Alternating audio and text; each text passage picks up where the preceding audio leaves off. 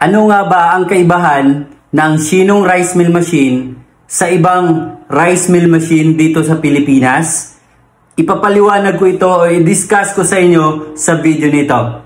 Una po, ako nga pala si Ayan Canillas, isang digital marketing specialist, at nag-upload po tayo at nagpo-promote po tayo ng mga agricultural machineries, lalo na sa VeroServe Corporation or VSC Agricultural Machineries. Alright? So, ito ay tungkol sa Shinong rice mill machine. Ano nga ba ang kaibahan nito sa ibang rice mill machine? Una po, dahil ito ay di kuryente at hindi na kailangan ng 3-phase transformer. Pangalawa, impeller type po ito. Hindi po tayo gumagamit ng rubber rolls. Pangatlo, 5-in-1 functions.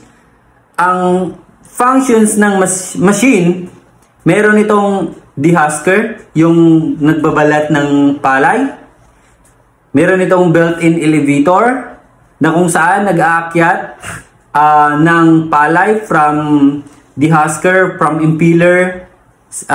Pagkatapos niyan, isi-separate niya po yung mga ipa, tapos yung mga impurities, yung mga binlid na parang black or parang maitim na mga parts ng palay.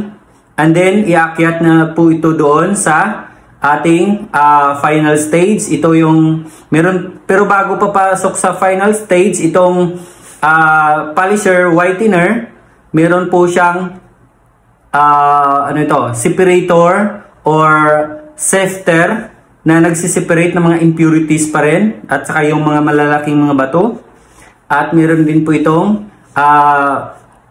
sa loob, meron itong polishing screen na kung saan makukontrol at ma-adjust natin kung pwede ba natin paputiin yung bigas natin. At ang kagandahan dito, meron itong or pwede ito sa brown rice, black rice, or white rice. Maging well-milled rice na po yung bigas natin. Napakaganda. Maganda ang quality ng output na bigas nito. Ang kagandahan po sa mga nagbabalak magnegosyo ng bigasan, or kung kayo ay gusto mag-buy and sell ng palay, bibili kayo ng mga palay, tapos binta nyo na bigas. Mas magandang negosyo po yan. Napakalaking profit margin po dito. Okay? Pang lifetime, pang long-term business opportunity. Pwede na pang bato sa merkado ang output ng bigas ng Shinong rice mill machine. Alam po yan ng mga Shinong rice mill machine user natin dito sa Pilipinas ngayon. Bukod sa distoner, ang distoner mga kaibigan, sa loob ng machine, sa loob ng Shinong rice mill machine, ang kanyang trabaho po ay sinisiperate niya po yung mga buhangin, mga maliliit na mga bato, at kahit yung parang white sand, isisiperate niya po yan. Ipapalabas po. Iba din po yung labasan niya. Kaya, yung output ng bigas natin talagang malinis, wala ng mga bato. At the same time, sinisiperate din po yung mga broken rice. Ang kagandahan dito, dahil impeller type po ito, ibig sabihin, ma-minimize po. Hindi ko pwedeng sabihin na wala na po talagang broken rice. Hindi po talaga ma-perfect yan dahil hindi po ito pangmalakihang machine. Portable lang po ito, mini rice mill lang siya. Pero kung i-compare natin doon sa ibang traditional na rice mill machine, mas malaking gap pa rin ang different ng Shinong rice mill machine dahil napakaganda po. Malinis, makinis, at iwas durog or lisen po yung broken rice. Meron din po itong, kung meron mang broken rice, isi-separate din ito ng broken rice separator. Okay? Pero meron po tayo mga client na gusto nila kahit yung broken rice at saka yung good rice, yung buo, ay mix pa rin. Gusto nila yon kasi sayang yung broken rice separate. Yung iba na naman, kung gusto nila pang, meron kasing nagnenegosyo na puro broken rice lang. Di ba? At ito pa, isa. I-explain ko sa inyo. Meron kasing gusto nila yung maraming darak. Ano ba yung darak? Yung pino, yung pinapakain sa itik at saka mga baboy, parang feeds na rin siya. Di ba? Isi-separate niya yung mga darak. Okay, ito po yung reason kung bakit konti at kung bakit marami yung darak. Alright? Meron kasing tao, mga client natin na nagtatanong tungkol dyan.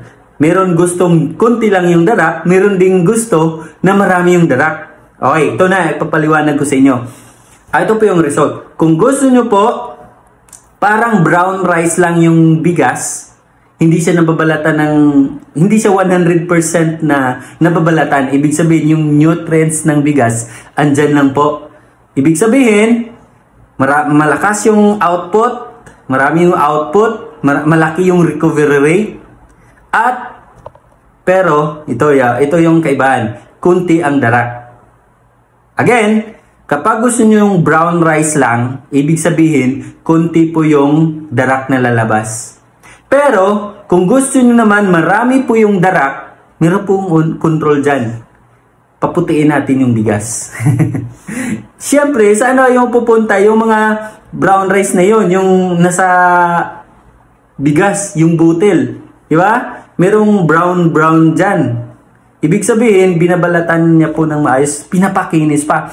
Kapag masyadong makinis yung bigas, ibig sabihin po, marami po ang darak. Yun po ang ibig sabihin. So, meron po kayong options. Meron po tayong choices.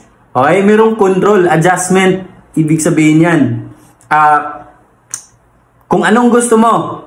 Gusto mo pino yung darak, pwede rin natin control yan. Adjust lang natin doon. Meron tayong manual. Meron po tayong explanations. At during installation po, meron pong training. Nagkakandak po ng training ang ating technicians during installation.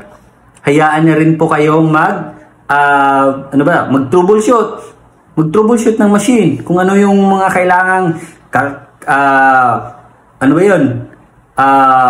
di-assemble, di ba? Ituturo din po yan ng technician natin. Ibig sabihin, wala na po kayong isipin pang problema pa na kung saan tayo hanap ng technician. So, meron tayong after-sale service support. Yun po ang kagandahan dito sa VSC Agricultural Machineries. Yan. So, hindi po kayo pabayaan ng Shinung. Alright. Ngayon, dahil meron itong distoner, sinisiperate niya ang mga maliliit na mga bato, ang kagandahan, less ang broken rice, pero dapat, bago isa lang yung palay, dapat meron itong moisture meter tester. Pumasa ito sa 14% and below ang moisture content ng palay. Yun po ang standard para maganda po yung quality ng bigas. Kung gusto nyo talaga kunti yung durog, dapat na ibilad ito ng maayos. 14% and below yung moisture meter. Kung gusto nyo pong magpasabay dyan sa order nyo ng moisture content meter, meron din po tayo nyan, moisture meter. Papakita ko sa inyo. Yan. So, meron po tayong presyo dyan. Another price naman po yan. So, yun po. 14% ang moisture content ng palay. Magkano naman po yung recovery rate? Ang recovery rate po yun, yung result. Meron itong 66. Actually, sa manual natin, 65 lang. 65%. At dahil pumasa po tayo sa AMTIC test, actually sa AMTIC test, naging 66%. Kaya sinunod na po namin yung pumasa sa AMTIC test. 66% po yung recovery rate niya. Pero, during installation po at testing, actual po dyan, kayang-kaya po niya hanggang 68% yung recovery rate. Basta maganda ang quality ng palay. Yun! Marami po tayong option dyan. So, meron pong training at mga techniques na ituturo yung technician natin sa inyo. Kaya wala po kayong iba pang problemahin. Yun po ang advantages ng Shinung Rice Mill Machine kapag i-compare natin sa iba. Hindi po tayo nagko-compare ng ibang machine ha. Yun po ang pinagmamalaki namin sa Shinung Rice Mill Machine. Pwede nyo na pangbenta sa merkado ang bigas. Pwede kayo magnegosyo ng bigasan, magbabuy and sell kayo, diba? Meron na kayong pangpakain sa itik, baboy, pwede kayong magnegosyo ng mga ipa, magnegosyo ng mga darak, diba? So, malaking bagay po. This is a long-term business opportunity. ang rice milling. In general ha, in general. Lalo na sa mga kababayan nating nasa probinsya, maraming palayan. Kahit walang palayan, alam mo, kung walang palayan man sa inyo, kung meron ka lang sasakyan, pumunta ka, kapag meron kang sasakyan, pumunta ka sa ibang probinsya, bumili ka ng mga palay doon sa mga farmers. Matutulungan mo na yung mga local farmers natin. Bilhin mo yung mga palay nila, bagong ani man or lumang ani, pwede nyo po bilhin yan. Tapos ibilad nyo na, tapos ipapamil nyo na sa sarili nyong rice mill machine. Napakaganda po. Kaya, ano pang hinihintay nyo? Tawag na! Tawag na po sa cellphone number na binigay ko sa inyo or mag-message dito sa Facebook at sa YouTube po. Message na po kayo sa akin at kami na po bahala sa inyo mag-assist. Nagde-deliver po tayo kahit saan sa Pilipinas, Luzon, Visayas at Mindanao. Free installation na po. Libre na po yung installation ha. Pero meron po delivery fee kapag tawid dagat from Manila. Good news sa taga Luzon ha, yung hindi tawid dagat, libre po yung libre na yung installation, libre pa yung delivery. Ito po para sa Luzon area kapag hindi tawid dagat. Kapag cash payment po. Yan. Pero kung kayo naman po ay tawid dagat from Manila, kahit Luzon, Visayas and Mindanao, meron po delivery fee. Doon po yan ibabayad yung delivery fee sa nagde-deliver sa inyo na courier services. Maraming salamat po. God bless everyone. Please subscribe my YouTube channel. Please follow my Facebook page. Ayan po ang aking Facebook. Follow na rin po ako. Maraming salamat po. God bless everyone.